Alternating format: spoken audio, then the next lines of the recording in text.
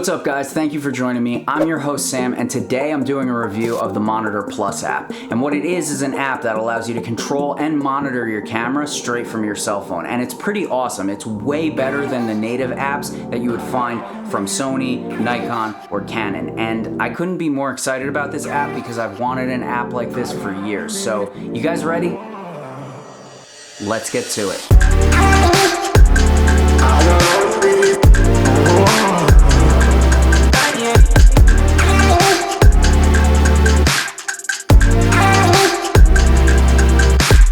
So if you live in the year 2021, you're probably familiar with the concept of a smartphone. Smartphones are amazing little pieces of technology. They've completely changed the face of communications and the world as we know it. But it always kind of bugged me that I had this big, beautiful OLED display in my pocket and I couldn't use it as a way to control or monitor my camera. Of course, you could use the native offerings as far as apps are concerned from Canon and Sony, but my experience with those two apps has been almost entirely negative. They're very laggy, they're very buggy, and they're very disconnecty, and they're just not very good apps in the first place. They're not well thought out, and I definitely wouldn't use either of them in a professional setting. This doesn't mean that our only option is the native apps for monitoring our camera. You could also use an external monitor, but I'm gonna show you guys right now why I don't like my external monitor. So I'm recording this on my Canon M50 right now. It's a really inexpensive camera. It was like $450 for the camera body, and I can see myself right now because it has a fully articulating screen. On the other hand, my Sony A7 III, which is more of a prosumer level camera, which costs a lot more than the M50, it just has a tilt screen. So I have to set up an external monitor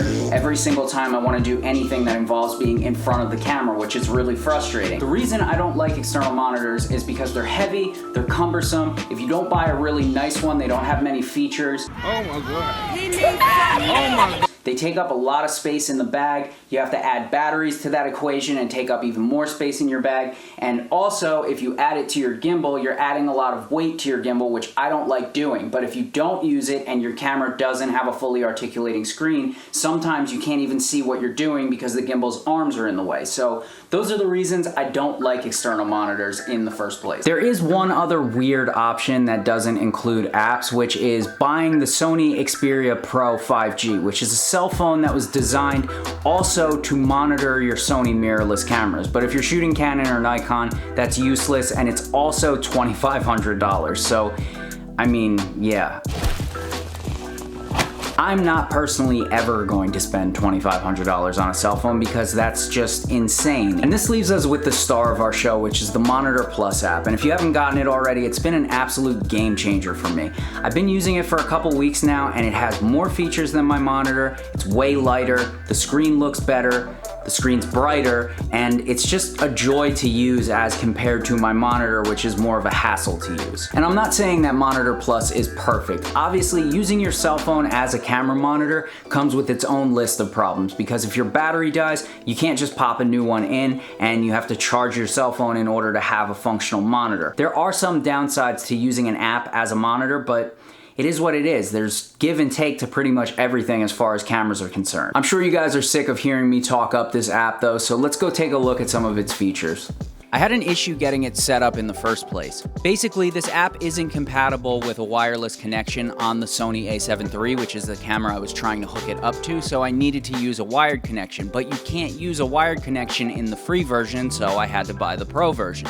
You guys still with me? But for some reason, on their website, they don't accept Visa or debit cards or credit cards, so I had to put money in my PayPal account, which takes days. So it took me days to set this app up. Don't waste my motherfucking time! So now that we have all that out of the way, yes, it was a complete pain in the ass to set this app up, but it was totally worth it. And just FYI, this app is completely loaded with features, so buckle up. When you first click on the Monitor Plus app, it takes you to this little waiting room area. From there, you have a few options, the first of which is connect via QR code. Basically, this is just so that you can pull the QR code up on your camera and connect your phone automatically via the QR code. The next option is automatically enter, and it's a checkbox. I leave this checked so that whenever I plug my phone into my camera, it pulls up the Monitor app automatically. Moving on, up in the top right, you have a connection guide, you have your profile, and you have your settings. One of the things that really annoys me about this app is every single time I open it, it wants me to log in and send myself a verification code in order to have access to all the pro features.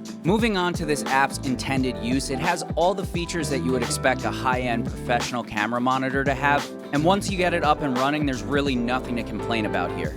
So on our main screen here, we have our frames per second, our shutter, iris or aperture, our ISO, white balance, focus type, focus mode, and focus area. This is especially useful if you plan on using the Monitor Plus app as a gimbal monitor because I hate touching my camera and changing settings once it's already balanced on my gimbal. Down on the bottom, you have your histogram, you have a record button, you have a card area where it'll tell you how much time you have left on your card, and then you have all your image options in the bottom right. The functions of Monitor Plus are as follows. You have zebras, you have false color, there's a guide, there's a peaking setting, there's a waveform, you can include LUTs, there's an inspector setting, you have D-squeeze for anamorphic, focus puller, chroma key, overlay, and a locker function.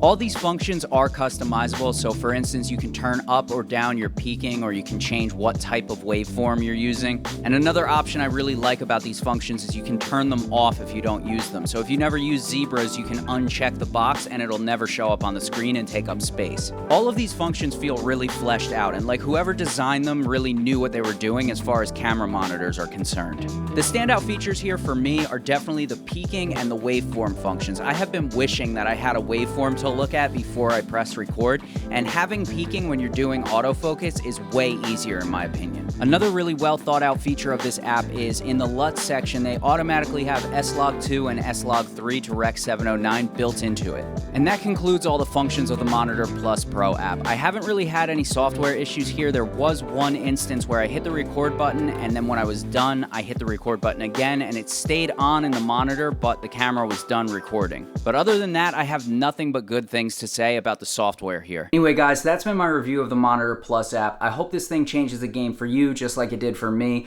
If you got anything out of this video, maybe consider going down and hitting that like button because it means the world to small content creators like me. Thank you for joining me on another episode of Sam Has a Spending Problem, and I'll see you guys in the next one. Bye.